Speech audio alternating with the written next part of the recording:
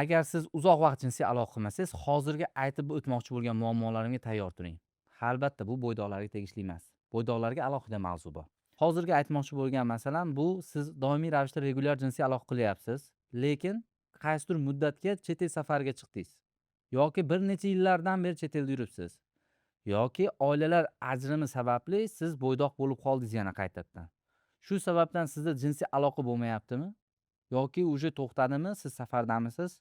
Sizda bo'lishi mumkin bo'lgan holat bor. Bu nima? Birinchi navbatda prostatit holati. Ya'ni bunda sizda zastoyniy prostatit deyiladi. Prostata bezini yallig'lanishi erkaklarda va spermatozoidlar tashqariga doimiy ravishda chiqmayotgani tufayli bu yerda moyaklarda qonlanishning buzilishi va epidemit yoki orxioepidemit holatlari kuzatilishi mumkin. Bu nima degani? Nima o'zi? Oddiy qilib tushuntirib bering doktor deyishingiz mumkin. Bunda siz uzoq vaqt regular aloqa qilmayapsizda, siz birinchi regular aloqada bo'lgansiz. 1 yil, 2 yil, 3 yil. Lekin 1 yillab, 6 oylab safarga chiqib ketdingiz. Sizda jinsiy aloqa bo'lmaganda bunda testosteron tushib ketish holati kuzatiladi. Bunda sizda uje ortiqcha yog' to'plashli, semizlik holatlari kuzatiladi va ginekamastiyalar, gormonlar muvozanati buzilishlar holatlari kelib chiqadi. Endi oddiy qilib aytganimda, sizda shu prostatangizdagi muammo, tuxumingizdagi muammolar tufayli uje real jinsiy aloqa bo'lmaydi. Ya'ni keldingiz, ko'pchilik aytadi, safarda edim, keldim, tez bo'shanib qo'yyapman. Menda jinsiy aloqa yaxshi emas, oldingidaqa emas. Undan anamneziya qilsam, 1 yil Rossiyada yurgan bo'ladi yoki 6 oy boshqa davlatda yurgan bo'ladi. Chunki mehnat, ya'ni tirikchilik yuzasidan. Tirikchilik qilayotgan odam bu narsalarga e'tibor bermaydi. Endi bu holatda nimalarga e'tibor berib yurishim kerak degan savol tug'iladi.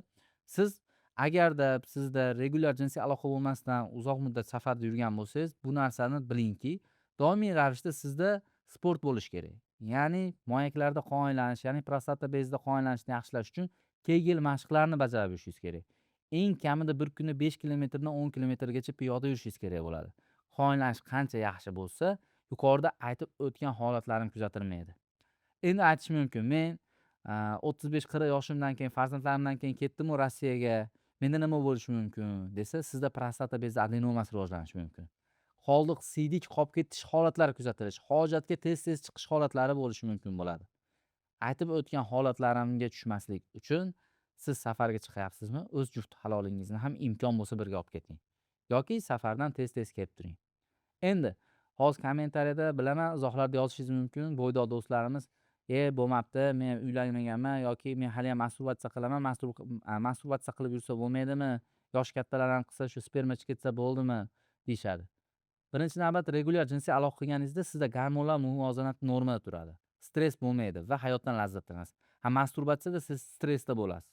Shuni chiqarib yuborsam bo'ldi, hozir birov taqillatib qolmaydimi yo boshqami, shu pornoga o'rganib qolmaymanmi degan stresslar bilan masturbatsiya qilasiz. Bu narsani to'xtating. Endi bo'ydoq bo'lsangiz, siz uylangandan keyin hozir yuqorida aytgan holatimdaqa safarga chiqmoqchi bo'lsangiz, o'z ayolingizni birga olib keting, hammasi zo'r bo'ladi, idealniy bo'ladi.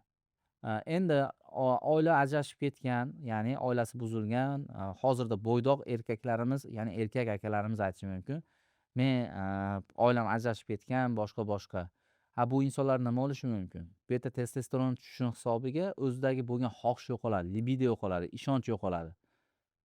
Nimaga ishonch yo'qoladi, nimaga libido yo'qoladi deyishingiz mumkin. Birinchidan, oila ajrashgandan keyin bu yerda stress omillari bor. Ya'ni o'zida erkakning g'ururiga, ya'ni chestiga tegadigan stresslar bo'ladi-da bu yerda. Bu odam stressda bo'lgandan keyin gormonal muvozanat buziladi va jinsiy aloqaga bo'lgan xohish ham tushib boradi.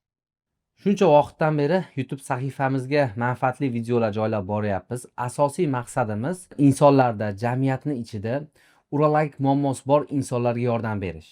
Ya'ni jinsiy olatda muammo bormi? Qiyshiqlik yoki jinsiy olat turmayaptimi? Yoki farzandsizlikdan qiynalanyapsizmi? Spermogramma tahlillarida sizda urug' ko'rsatkichlar nol ko'rsatyaptimi? Farzandingizni muvayaklari o'z yorug'i xaltasida emasmi? Unda quyidagi nomerlar orqali bizga murojaat qiling. Biz sizga sifatli ma'lumot va sifatli yechimlar qilishga harakat qilamiz. Endi u inson ham uylansa, regular jinsiy aloqa qilsa, 3 oydan 6 oygacha bo'lgan holatda o'z joyiga tushib ketadi. Yuqorida aytib o'tdim, safarda bo'lsak, safarda jinsiy aloqa qila olmaymiz, uyga kelsak tez bo'shanib qo'yamiz. Buni yechimi nimada deb telefon qilishadi. Siz avval 1 hafta, 10 kun, 15, 20 kungacha jinsiy aloqa qiling, har kuni bir martadan. Shunda sizda vaqti ham uzayadi. O'ziga bo'lgan ishonchingiz ham ortadi. Testosteroningiz ko'tariladi va ertaga, indinga va undan keyingi kunlarga ham, ya'ni pastdagi Jorj, ikkinchi erkak sizga tayyor turgan bo'ladi, ya'ni aloqa qilishga. Ushbu muammolarga uchramaslik uchun yuqorida aytib o'tgan holatlarimga tayyor turing va doimiy sport bilan shug'ullaning. Spirtli tamaki mahsulotlaridan cheklaning va uylaning. Agarda ajrashgan bo'lsangiz. Uylanmagan bo'ydoqlar bo'lsa, ularga ham uylanishni va masturbatsiyani tashlashni tavsiya qilaman. Endi sperma chiqarmasa, aloqa bo'lmasa, sperma qatib qoladi, sperma chiqmasa tuxum buralib qoladi yoki tuxum og'rib qoladi degan insonlar diqqatiga. Bu narsa tabiiy fiziologik holatda siz uyqungizda chiqib ketadi. Ya'ni bu tabiiy fiziologik holat. Siz imunnoy masturbatsiya qilib uni chiqarib olishingiz shart emas. Yoki imunnoy fohishalarga borib aloqa qilishingiz shart emas. Fohishaga borib kasallik yuqtirib olgandan ko'ra, buchi ya'ni jim yurgan yaxshi.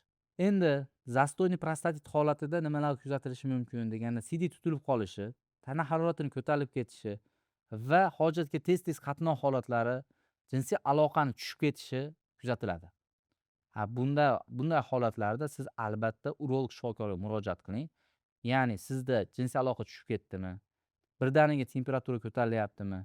Shu chov sohasida og'riq paydo bo'ldimi? Ya'ni tuxumlarni pastki va orqa anal teshigini orasida, orqa peshobda qo'pol qilib aytganda. Shu yerda og'riqlar paydo bo'ldimi? Siydik tutilyaptimi yoki tez-tez hojatga qatnayapsizmi? Siz darhol urologga murojaat qiling. Bunda sizga sifatli yechimni qilishga harakat qiladi. Shu kabi foydali ma'lumotlar uchun hoziroq mening sahifamga obuna bo'lib qo'ying.